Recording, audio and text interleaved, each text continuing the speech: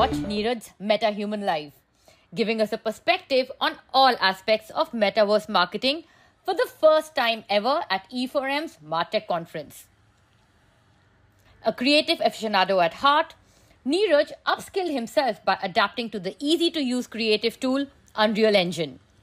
With a structured, basic Unreal Engine training offered by WPP's partner Epic Games, Neeraj was able to create all this by himself. So let's hear it from Neeraj's MetaHuman. Just to set a quick context on today's topic, or shall I say the most buzzing topic on this planet, the metaverse. The metaverse, simply put, the metaverse is a growing number of virtual worlds where people are playing games, they hang out together, they meet friends, they socialize, they go to concerts, and the list is endless. For a lot of those people, they can represent themselves with more authenticity there than they can in real worlds. Hence the importance of avatars. In fact, in one of the reports I was reading up, 1 out of every 5 kid on Roblox changes his avatar every day. Shows the power of the platform. With NFTs, their novelty value is fading, which means their real value or the true value is emerging as a means towards ownership and collaboration. Together, it's all a massive set of spaces for businesses to understand, get involved, engage with their audiences there, and find their place. As I keep saying, this is not a fad by any means. These are tech tools and platforms which will form the basis of our industry for years to come.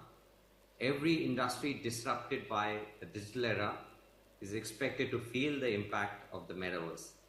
And this may explain why companies from banks to ad agencies like us are eager to form the right partnerships and even create in-house metaverse teams to get started. And it's not only companies wanting it on the metaverse, but governments and influential figures too. According to WPP's Wonderman Thompson's latest report on Enter the Metaverse, there's a lot of excitement out there.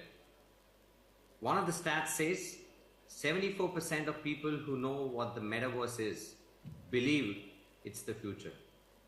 Another stat says 66% believe it's going to be life-changing. So brands have not only joined the conversations, but are also actively participating in being part of the metaverse. And I would now request Neeraj to take the lead on it because we do have a surprise for all of you. So Chandni, I think you forgot to invite our 4th panelist. Really? Is that so? And who? Absolutely. That might be. She is an AI baby. She's a digital person. Can we get her on screen? Everybody, please put your eyes onto the LED screen in front of you. So she's Kalpana. She's a creation of WPP's Pennywise Solutions along with our global partnership. She's an AI baby. And in the world of metaverse, you would see more and more such emotive AI babies who would have a strong role to play.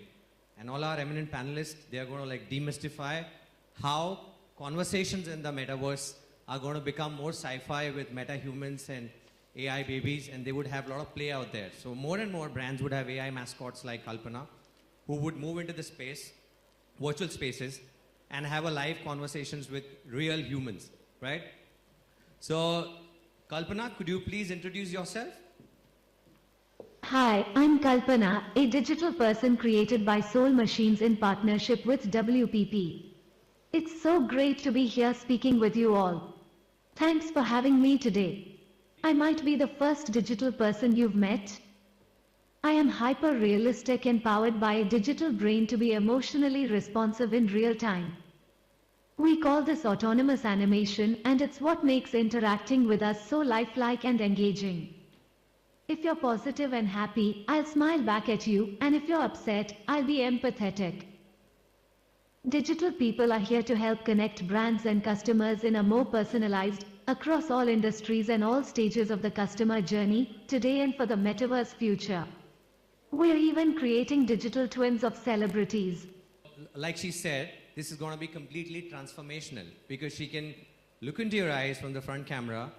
If you are smiling, she's going to give a response back which is with full of smiles and emotes, right? If you're angry, you're going to get a similar response back.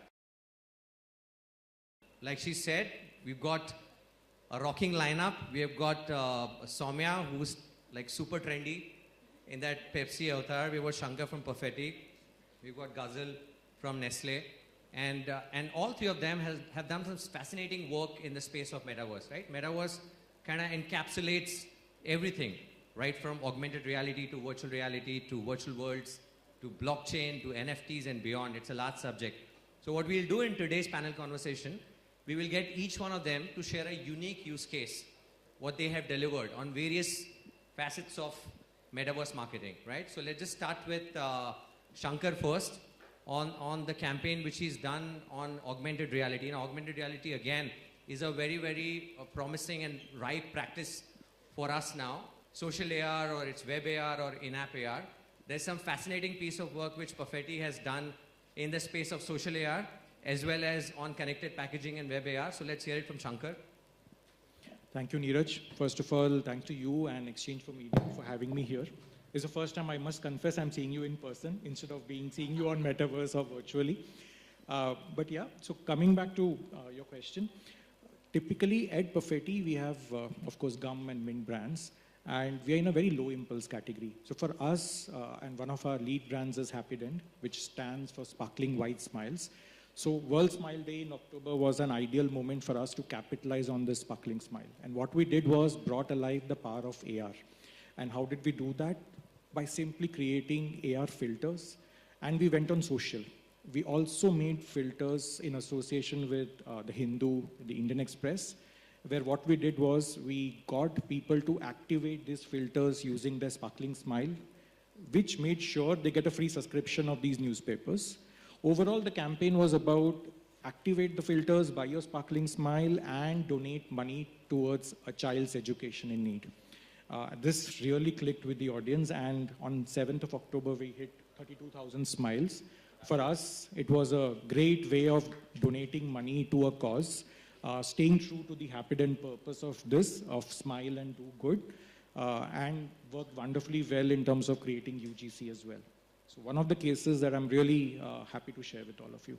All right, just a counter question in terms of how the entire space of connected packaging and web AR is picking up, and how can you link back connected packaging back onto metaverse and create fancy experiences out there?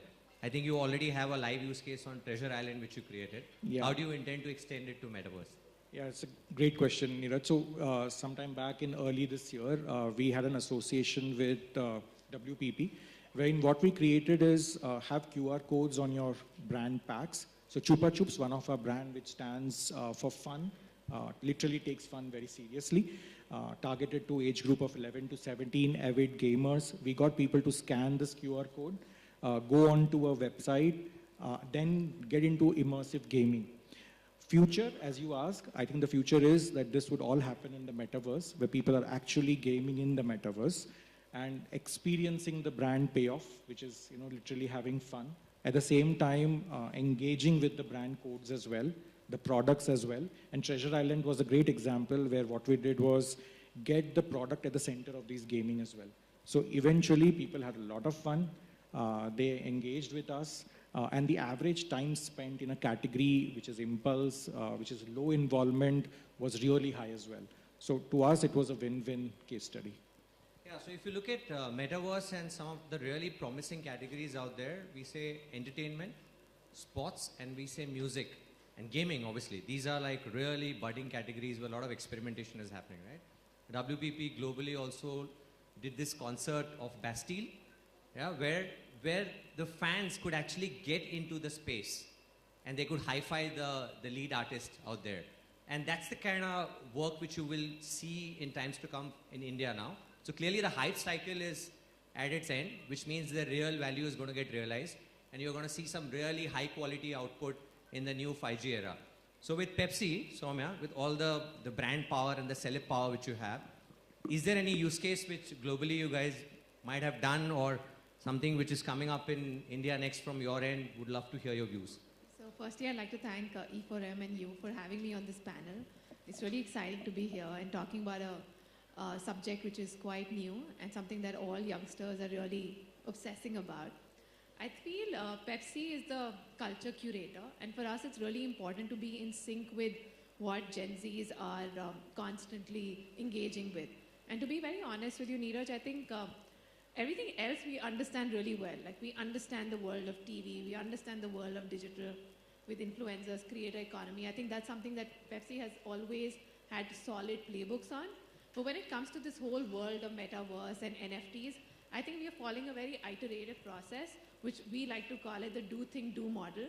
So we are going to be, I'm going to probably use this platform to talk about something that is upcoming for us, which is going to happen towards the first week of November. But we are really excited about launching the first ever NFTs in India. I think globally we have done the Pepsi Mic Drop NFTs, which was done in the US, and that was very popular.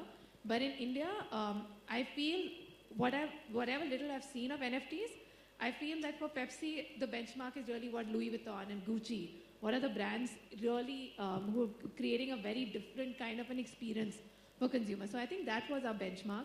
And we have picked up some learnings from what brands globally have done. And we are collaborating with an artist in UK. And we'll be launching our NFTs along with WPP and Guardian Link. So I'm really excited about that. But a couple of learnings that I've really had on the way is that you have to find the right partners.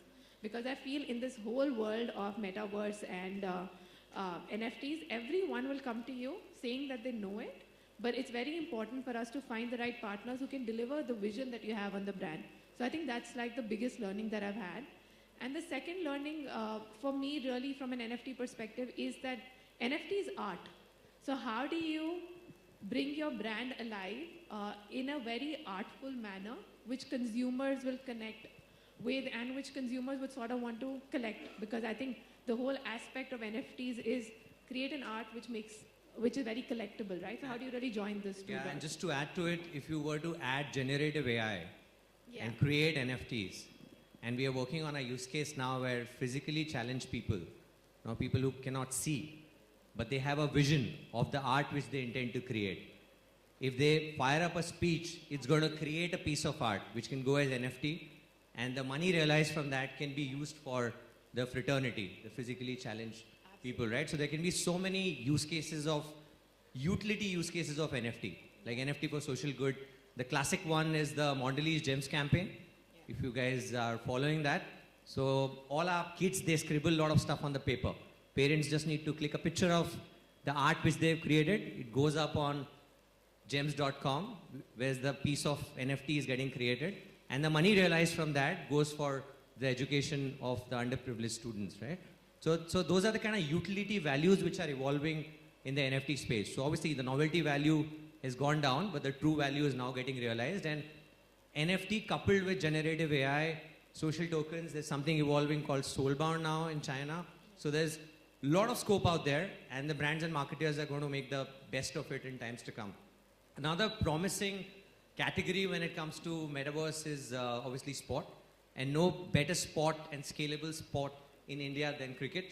And Ghazal here has done a fabulous campaign for Nestle Munch, which was like a meet and greet with the top IPL players and 60 lucky fans. So would love to hear more about the campaign you did and how do you intend to extend it? Sure.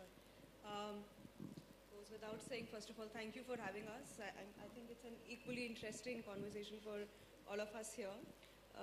Going back to the question, and like Neeraj mentioned, first of all, it all began with what is metaverse and why should we be doing metaverse, because we're a large brand and typically you assume metaverse to be an experience for a smaller set of people.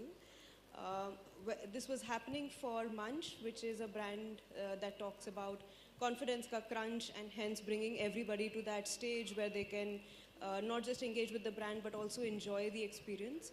So we tried kind of getting scale from including our packaging into it. So once you scan the pack, you actually get to play some AR, VR games. You're collecting some social tokens, but eventually you're also getting to meet the lead IPL players over Metaverse. And by the way, it was 16-4 because we did 4 of those. Okay. But the catch here is we had a lot of struggles around what's the right scale, what's the right way to approach this, because a lot of people don't even understand what's the right metaverse experience. And which is where I think some of the points that you guys mentioned come in handy, because we struggled with who should be the partner. we struggled with what should be the right message. But I think what we were eventually able to bring together is this very interesting intersection of sports, which is the biggest passion, and what better than cricket, and what better than hence IPL. So the biggest passion in the country, which with one of the biggest brands, bringing alive a very special moment when you get to meet your, idol celebrities in that verse. It was very special to us also because, like I mentioned earlier, when you think about massive scale and technologies like these are typically considered to be limiting. But that's where, with WPP's help, we were able to find the right movement through the consumer journey from scanning the pack to AR games and eventually into this meet and greet. Not to mention, while it was just 60:4, but the whole experience that even the eventual winners was very special to them as well, and that's what made us very happy about it. So there's this lot of myth which surrounds the metaverse ecosystem, that you need to have a fancy headgear, a Quest 2 to enter the space, you would need to download an application, pull in the asset files. But here, in case of Nestle Munch, all the fans had to do is just click on a link and enter the space. Within no time, within a minute, they could create their avatars and they can enter the space. Yeah. Next, what Ghazal intends to do is she can get one of us, the lucky ones, who participate on a connected packaging promo which Nestle intends to run. And the guy, the lucky winner, can actually go on a live set and can hi-fi Hardik Pandya. Absolutely. Right? And we can actually do this in the remotest village of India, right? If it's like a small village somewhere in Bihar, we can just send in our portable studio out there. The guy needs to wear the motion capture suit, and he appears next to Hardik Pandya in the studio. High-fives, clicks pictures, watches content, shares a view, wherever he is, right? And that's what Bastille taught us, the global concert which was being done by us. Now we are working towards a 5G India, where it's going to be lean client and heavy lifting on computing. So one of the stuff which we are trying now on Pixel streaming platform, the users who are on the remotest of Indian pockets, right? And we are saying like 65% of smartphone is still in 15,000 and 10,000 bracket. And the bandwidth remains a struggle out there. So with Pixel streaming, with as low as bandwidth as 10 Mbps, someone who's in the remotest corner struggling with bandwidth can still enter the metaverse and experience all that we are talking about. So a quick view on how 5G would change life for marketers.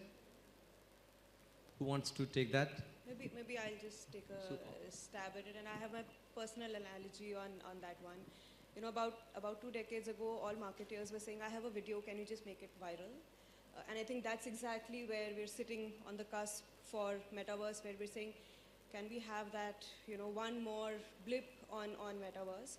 But with all of this 5G and the Pixel streaming coming in, I think it'll go from one of those, good to do things on your calendar, marketing calendar, to absolute utility experiences that you can create for the consumer. Of course, it's going to take decades the way it did for digital, but I think we're absolutely prepared for it with the kind of startup infrastructure we have, with the kind of zest that we have, and obviously with the kind of infrastructure that's coming in from 5G, we're definitely onwards to democratizing this whole piece a lot more. Imagine this is a cricket board meeting going on. Yeah, and Virat was unable to make it. He can pop in right here. Hey. All right, super. So let's just round up this conversation, maybe taking your point of views. So how the life would change for marketers.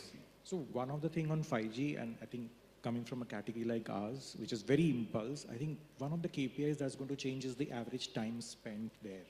And 5G is going to enable and make that 5x of what it is today.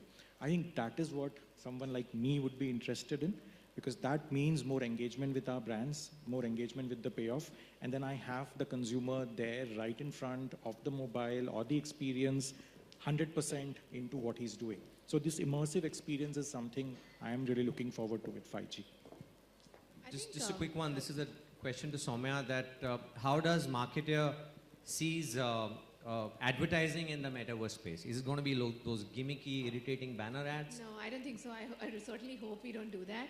But I genuinely feel that with 5G, what we're struggling from a metaverse perspective is that scale. And with 5G, you suddenly get scale. And that'll give us a lot more confidence about really investing in this new technology with experiences that consumers will sort of, really enjoy.